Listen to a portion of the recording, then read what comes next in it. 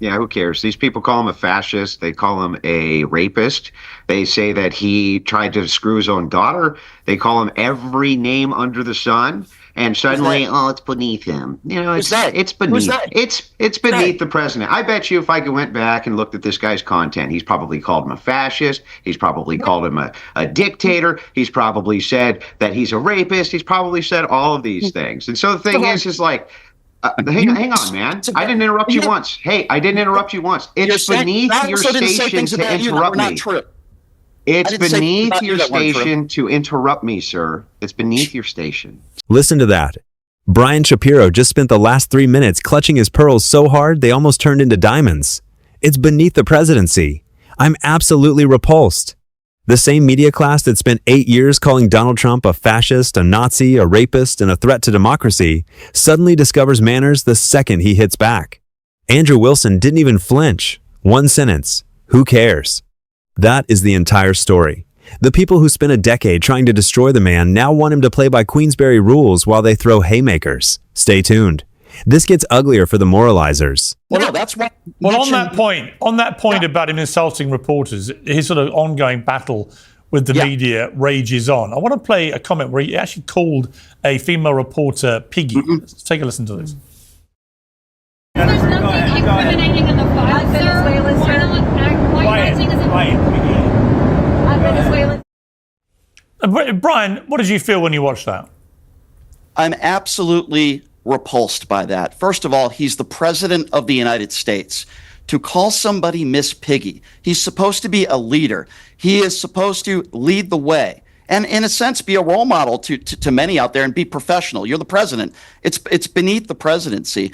Every single time somebody asks Donald Trump a question that he doesn't want to answer, for example, the Epstein files, he asked, who are you with? Where are you from? You're fake news. And then he attacks them and threatens them. Well, let's take a look at that clip too, because the two go hand in hand in a way. Another female journalist. Let's take a look at that clip from the Oval Office. It's not the question that I mind, it's your attitude. I think you are a terrible reporter. It's the way you ask these questions. You start off with a man who's highly respected, asking him a horrible, insubordinate, and just a terrible question. And you could even ask that same exact question nicely. You're all psyched up. Somebody psychs you over at ABC. They're going to psych it.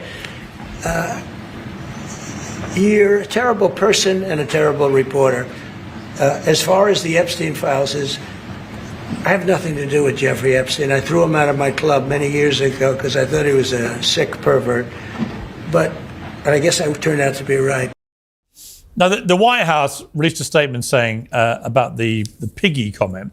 This reporter behaved in an inappropriate and unprofessional way towards their colleagues on the plane. If you're going to give it, you have to be able to take it. One of the theories behind that statement being that the reason he called her Piggy was she was asking too many questions and was being a greedy pig. He didn't actually say Miss Piggy. Brian, your response to that rationale? Let me respond to that first, and then the last clip you just played. First of all, even if that was true, which I don't think it was, a president would say, hey, I want to give other people a chance to ask questions, or I have no comment on that. But Donald Trump's never going to do that. That's not why he got elected. Because he's repulsive. That's why. Now, going back to that clip that you just played, that reporter asked two very good questions. The Saudi prince was sitting right next to Donald Trump.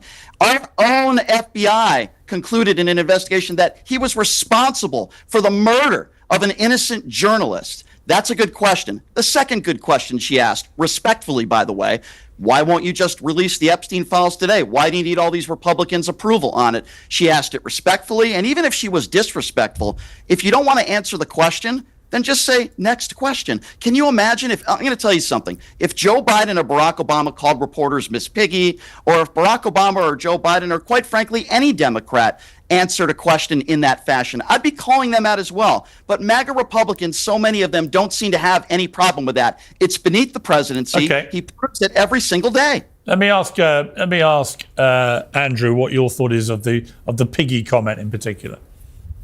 Yeah, who cares? These people call him a fascist. They call him a rapist. They say that he tried to screw his own daughter. They call him every name under the sun. and suddenly, oh, it's beneath him. You know, it's beneath. It's beneath the president. I bet you if I went back and looked at this guy's content, he's probably called him a fascist. He's probably called him a dictator. He's probably said that he's a rapist. He's probably said all of these things. And so the thing is like, hang on, man. I didn't interrupt you once. Hey, I didn't interrupt you once. It's beneath your station to interrupt me. It's beneath your station to interrupt me, sir. It's beneath your station. So the thing is, it's like things about me that aren't true. Can I calm down? Can I at least finish and then you can rebut? So the thing is that they call him everything under the sun, and this guy says one thing crashed anybody, and everybody loses their mind. It's like, these are not good faith actors at all. This guy knows, even if he specifically hasn't, his entire party has been calling this guy a fascist and everything else, and a totalitarian dictator, and saying that he's a rapist, saying that he's a multiple felon, and they do all of this and run these hit pieces on Trump. So, of course, occasionally he gets upset and he says something back, and then suddenly he's like, oh, it's beneath your office. It's not beneath the office of any of these newspapers to consistently bash this guy 24 hours a day, 7 days a week. All right, Paula, your response. I'm slightly confused. Your president is a convicted felon. Am I right about that? Brian Shapiro just performed the most predictable act in American media, selective outrage on demand. He sits there with the straight face of a man who has never once called out his own side for far worse, and declares that Donald Trump calling a reporter Piggy is somehow a national crisis. This is the same media ecosystem that spent years amplifying Hitler, fascist, threat to democracy, and every other nuclear adjective in the dictionary. Suddenly, one schoolyard jab is beneath the presidency. Spare me. Andrew Wilson cut straight through the performance. He didn't defend the specific word. He defended the right of the president to stop absorbing unlimited abuse without ever answering. That is the actual point. The press has operated for a decade under the belief that Trump is fair game for any accusation, any smear, any character assassination, and the moment he returns fire, the same people demand dignity. That is not journalism. That is a protection racket. Look at the body language in that exchange. Shapiro leans in, voice rising, moral indignation practically vibrating off him. Andrew stays calm, almost bored, and simply points out the double standard. One man is performing for the cameras. The other is stating the obvious. The audience can tell the difference in about 4 seconds. This is why Trump keeps winning the same fight. The media still thinks the old rules apply. They don't. Voters hired a counterpuncher, not a finishing school graduate. And every time the press loses its mind over a single insult after years of open season, they only prove Andrew's point. Yeah. Can I just respond real quickly to what he said, if that's okay, Piers? Sure. First of all, I don't represent the Democrat Party. You have no idea what you're talking about. I'm not even a Democrat. Number two, I've never called Donald Trump a fascist. I don't like the word Nazi. I don't use that as well.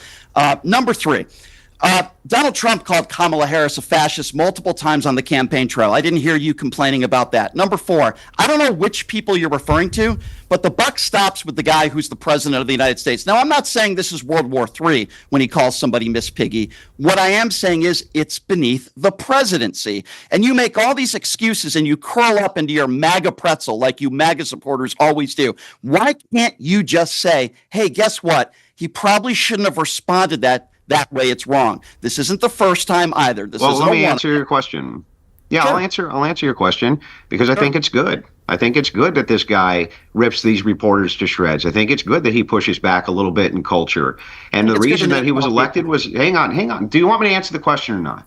The reason that he pushes back is because that's what we have him there to do. He's designed to push back against the culture, against the lying mainstream media, who has been lying nonstop since COVID-19. And the thing is we know that now, don't we? Because we know for sure that there was all sorts of political pressure put on by the Biden campaign to remove stories that they didn't like about C-19 and things like this.